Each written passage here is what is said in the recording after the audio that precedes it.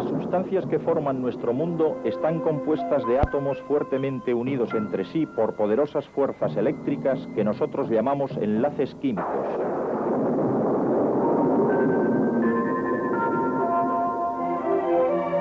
Enlaces químicos y estructura atómica.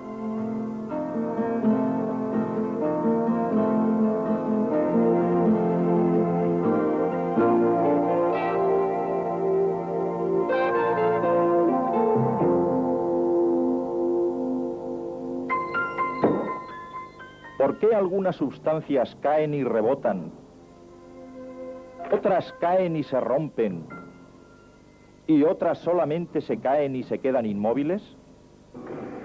¿Por qué algunas sustancias permanecen en estado sólido al ser calentadas mientras que otras se licúan rápidamente?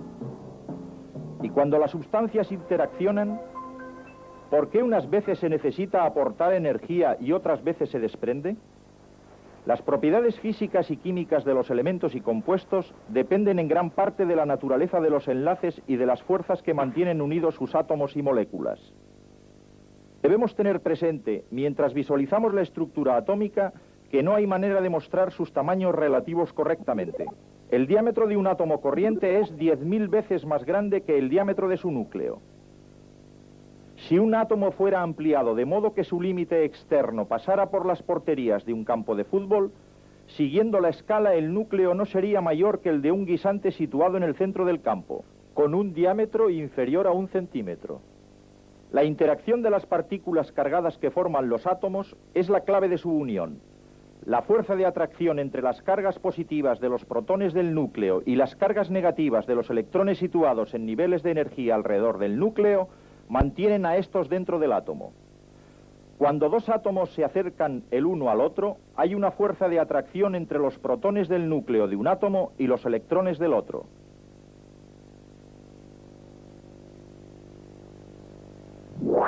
Todos los enlaces químicos están formados de esta manera y han creado materia en sus diversas formas. Elementos, cuando los átomos iguales se unen, y compuestos, cuando los átomos que son diferentes se mantienen unidos por los enlaces químicos. Los químicos han ideado modelos para las diversas clases de enlaces, descripciones que han ayudado a explicar las propiedades de los elementos y de los compuestos y a predecir sus comportamientos. Las clases de enlaces más representativos son aquellos que se forman y se rompen durante las reacciones químicas. Pero podría ser más fácil comprender su naturaleza si nos ocupamos primero de un tipo de enlace que explica solo las propiedades físicas de un grupo de sustancias importantes.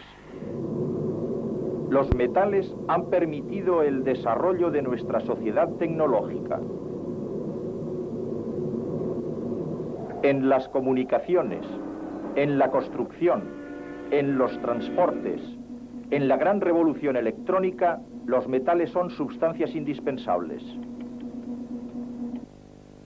Los metales también son básicos en los procesos de la naturaleza.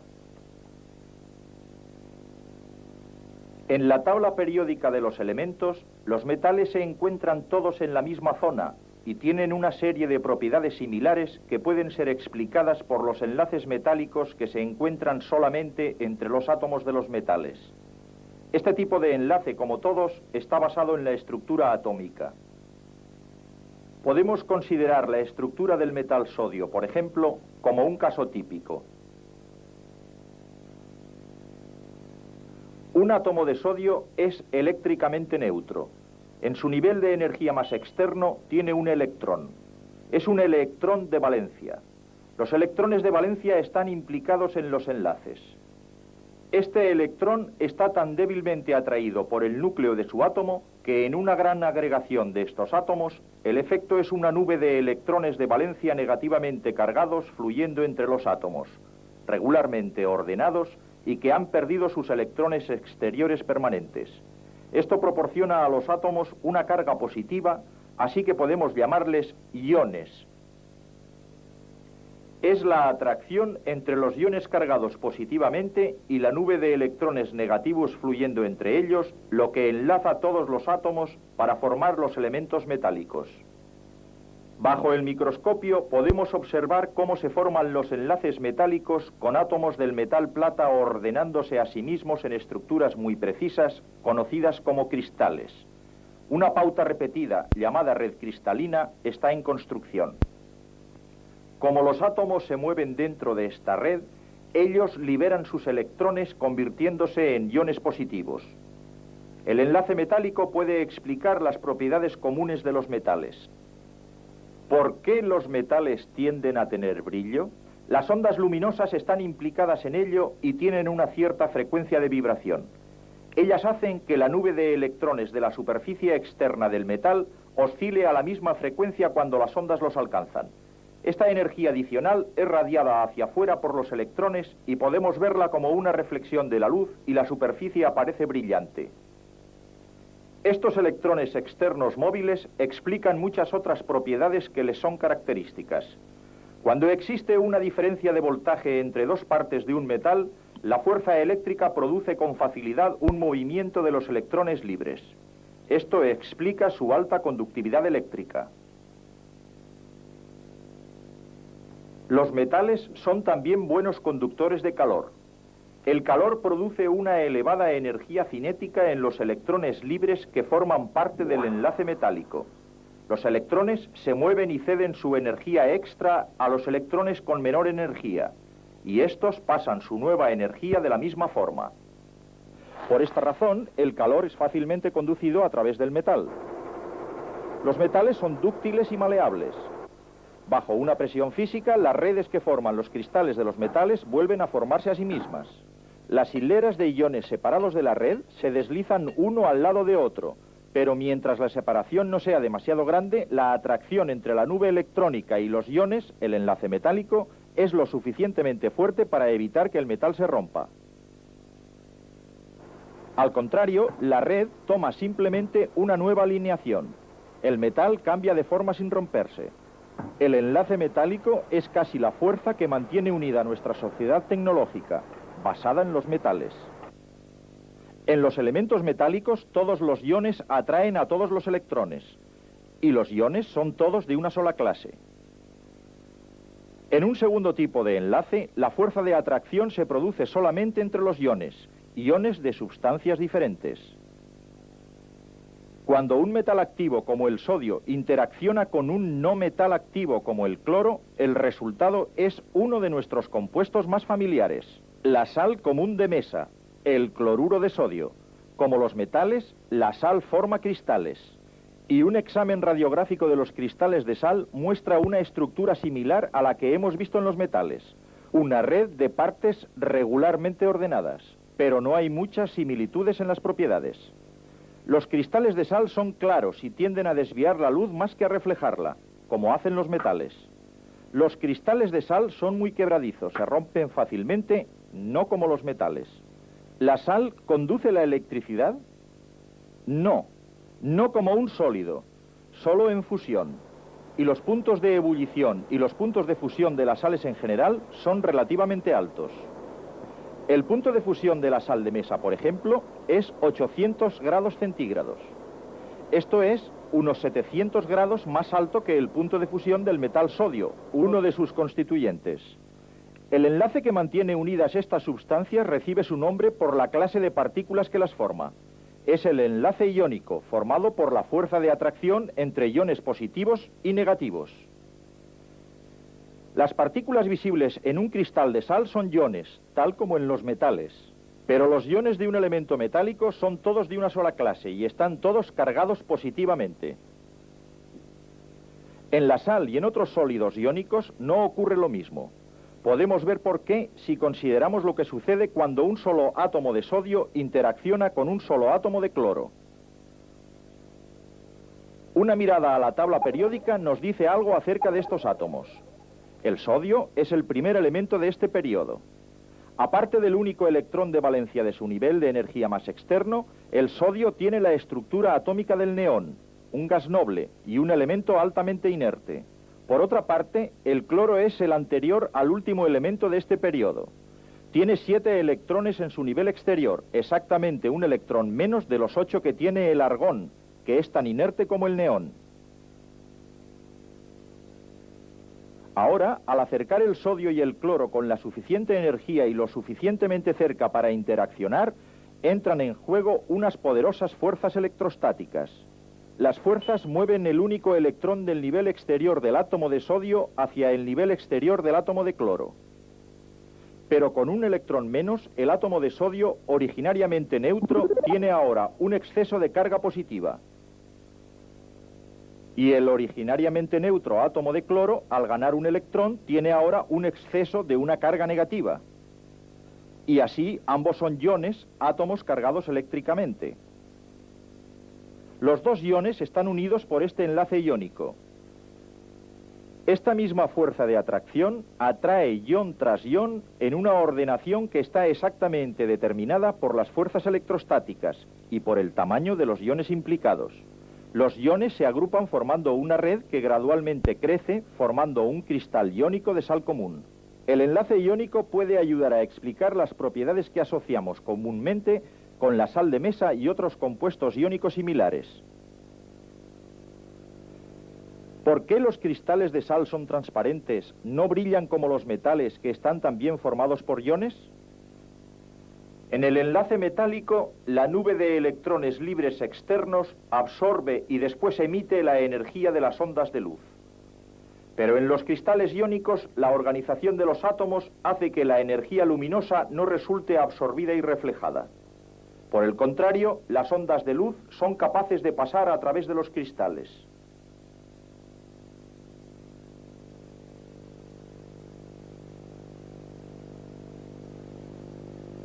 ¿Por qué es tan quebradizo un cristal de sal? Cuando un cristal es sometido a una tensión, la orientación de sus partes positiva y negativa resulta cambiada. Los iones positivos estaban alrededor de cada ion negativo y los iones negativos alrededor de cada ion positivo. Pero ahora los iones con las mismas cargas llegan a estar muy cerca unos de otros. ¿Y qué ocurre? Una repulsión, puesto que las cargas del mismo signo se repelen, y de este modo la estructura se rompe. El cristal se hace añicos. Y en cuanto a la conductividad eléctrica, aunque todas las partes del cristal de sal están cargadas, iones positivos y negativos, no hay partes con carga para fluir libremente como la nube de electrones de un metal. Todos ellos están sujetos en su lugar. Por consiguiente, cuando una diferencia de voltaje es aplicada a la sal sólida, no hay movimiento de las partículas cargadas. Por la misma razón, la energía calórica no resulta bien transmitida por la sal y otras sustancias iónicas en su fase sólida. Y los puntos de ebullición y de fusión son altos a causa de la fortaleza de los enlaces iónicos, siendo muy fuertes particularmente entre los metales activos y los no metales. Cuando la sal se funde, los enlaces que mantenían unidos a los iones se rompen y los iones ya no están sujetos por más tiempo a su rígida estructura. Ahora, una diferencia de voltaje ejerce su efecto. Libres para moverse, los iones negativos de la sal fundida son repelidos por la carga negativa de un electrodo. Su movimiento hacia el electrodo positivo constituye un flujo de corriente eléctrica. Pero puesto que los iones son considerablemente más pesados que los electrones, son más difíciles de mover y por esto una sustancia iónica fundida no conduce la electricidad tal como lo hace un metal. Así, hemos tratado de los átomos de los metales que forman elementos con enlaces metálicos y de los átomos de los metales activos y de los no metales que forman compuestos con enlaces iónicos. Ahora, para ilustrar una tercera clase de enlaces, vamos a examinar el azufre. El azufre, como muy pocos elementos, se encuentra en la naturaleza en forma casi pura, y es un no metal. No es un buen conductor de la electricidad, ni en estado líquido, tal como son las sales y los metales, ni en estado sólido, como solo son los metales. Ahora tomemos un compuesto, agua por ejemplo. Tampoco conduce la electricidad muy bien, ni como un sólido, ni como un líquido. El agua está formada de dos no metales, hidrógeno y oxígeno. Estos elementos tampoco conducen la electricidad fácilmente en ninguna fase. Así podemos concluir razonablemente que ni los electrones libres ni los iones son partes de estas sustancias. Lo que el azufre, el agua, el hidrógeno y el oxígeno tienen en común es que cada uno de ellos está compuesto por moléculas, dos o más átomos químicamente enlazados. Los 8 átomos del azufre están unidos entre sí para formar una molécula individual de azufre. Dos átomos de hidrógeno y un átomo de oxígeno se unen para formar una molécula individual de agua. Dos átomos de hidrógeno forman una molécula de ese gas. Dos átomos de oxígeno forman también una molécula de ese gas. Una molécula es la unidad más pequeña de una sustancia que retiene las propiedades químicas de tal sustancia. Vamos a considerar primero los átomos que forman una molécula de hidrógeno. Un átomo de hidrógeno tiene un electrón en su nivel de energía exterior, un electrón de valencia. Para explicar cómo se enlazan los dos átomos, tenemos que asumir que cuando se acercan lo suficientemente uno a otro, sus niveles exteriores se cruzan y sus electrones exteriores son compartidos por los dos átomos. Ambos electrones exteriores son atraídos por las cargas positivas de ambos núcleos al mismo tiempo.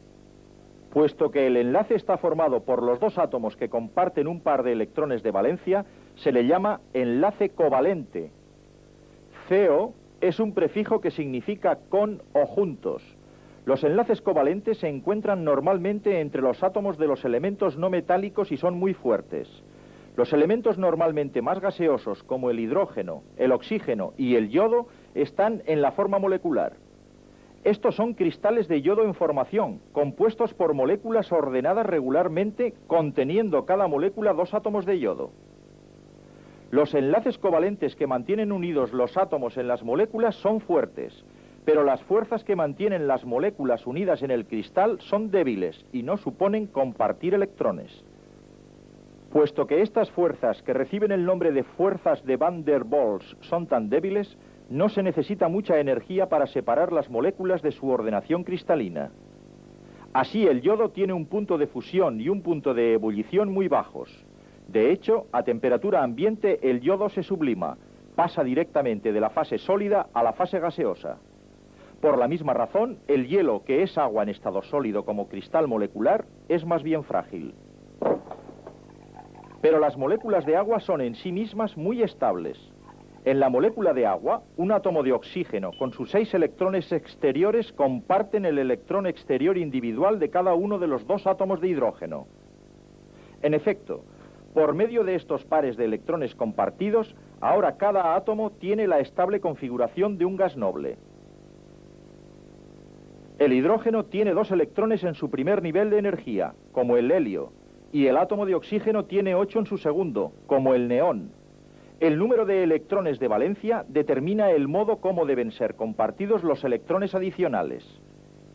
Puesto que el oxígeno tiene 6 electrones exteriores, tiene espacio para 2 más que le confieren la configuración de un gas noble de 8. Excepto el hidrógeno con su capacidad para solo 2 electrones, la inmensa mayoría de enlaces covalentes dan por resultado 8 electrones exteriores. Puesto que esto ocurre tan regularmente, esta forma en que son añadidos los electrones se llama la regla del octeto. Y también el nitrógeno, que tiene solo 5 electrones exteriores, siguiendo la regla del octeto, tiende a añadir 3 electrones a su nivel exterior de energía. Y puede hacerlo por medio de enlaces covalentes, con 3 átomos de hidrógeno. 3 pares de electrones son compartidos por ellos. Cada átomo de hidrógeno suministra un electrón al átomo de nitrógeno, y cada átomo de hidrógeno comparte uno de los electrones del nitrógeno. Y todos ellos tienen configuraciones de gas noble. Los átomos de carbono pueden formar un máximo de 4 enlaces covalentes. Así, el átomo de carbono puede enlazar covalentemente con 4 átomos de hidrógeno, resultando compartidos 4 pares de electrones y formando el combustible doméstico llamado metano, gas natural. Los átomos de carbono también pueden enlazar con otros átomos de carbono para formar moléculas parecidas a cadenas, haciendo posible un inmenso número de variaciones. Hay más compuestos de carbono que de cualquier otro elemento. Los compuestos de carbono son la base de toda la vida. Las enormes variaciones que ofrece el carbono han hecho posible moléculas tan complejas como el ADN, el cual está compuesto de miles de átomos. La complejidad del ADN es el resultado de los mismos enlaces covalentes que mantienen unida la simple molécula de agua, el resultado de la atracción entre las cargas de la molécula. Ahora, las cargas en las moléculas covalentes pueden hacer algo más que mantener los átomos unidos. En la molécula de agua, por ejemplo, estas cargas no están distribuidas por igual. El lado del oxígeno tiende a ser más negativo y el lado del hidrógeno más positivo. se ha producido una polaridad. En general, los enlaces covalentes entre los átomos de diferentes elementos son generalmente polares, dando como resultado lo que llamamos un enlace polar. Pero los enlaces covalentes entre átomos parecidos son no polares. Las moléculas en conjunto están equilibradas electrostáticamente. La polaridad se forma normalmente cuando diferentes clases de átomos no metálicos se unen covalentemente. La clase de enlace que es probable que se forme entre átomos está relacionada con ciertas propiedades periódicas de los elementos, una de las más importantes de las cuales es su electronegatividad, la medida de la tendencia de un átomo para atraer electrones. Generalmente, la electronegatividad aumenta a medida que pasamos a través y hacia arriba de la tabla, hacia los elementos más no metálicos. Cuanto mayor sea la diferencia en la electronegatividad, mayor será la probabilidad de que dos átomos formen un enlace iónico. Cuanto menor sea la diferencia en la electronegatividad, mayor será la probabilidad de que los electrones sean compartidos entre los átomos de un enlace covalente. Pero el hecho de que la electronegatividad cambia gradualmente a través de la tabla nos hace pensar en el hecho de que puede no haber límites bien definidos entre los diferentes tipos de enlaces. En la naturaleza, las divisiones entre los enlaces son confusas. Los químicos han realizado estas sutiles distinciones solo para ayudarse a sí mismos y a nosotros a comprender la estructura y las propiedades del increíble número de sustancias que componen nuestro mundo.